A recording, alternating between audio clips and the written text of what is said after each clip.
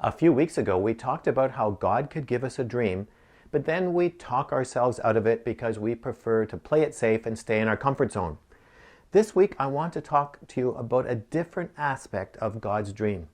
Have you ever had a dream that you felt was from God and you got very excited about it and you could sort of picture the future and all the great things you and God would do together, and you even had a few confirmations, so you went ahead with the dream, and then it all collapsed?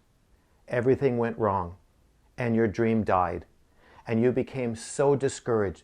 You began to question your judgment, question God, question your ability to discern God's voice, and then you felt really defeated, and you decided you would never try again because you didn't trust yourself. You thought you would just make another mistake, so you gave up. Well, you're not the first one to have that experience.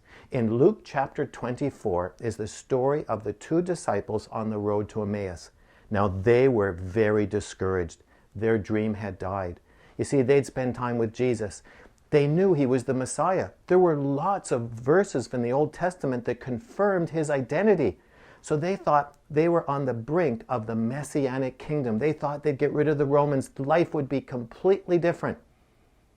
And then he was dead. Their dreams had died. They were so discouraged. They were planning to go back to their old lives, I'm sure. Then Jesus revealed himself, and hope returned. They rushed back to Jerusalem. They were almost certainly two of the people in the upper room at the day of Pentecost.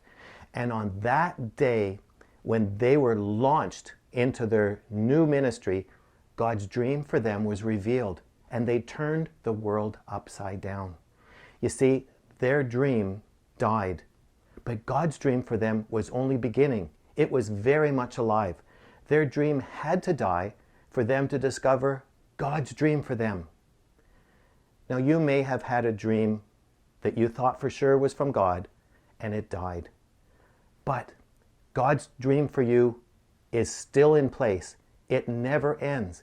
It is very much alive, and he wants to reveal it to you, but you need to trust him, walk with him, don't give up, listen to his voice, ask him for what his dream is for you.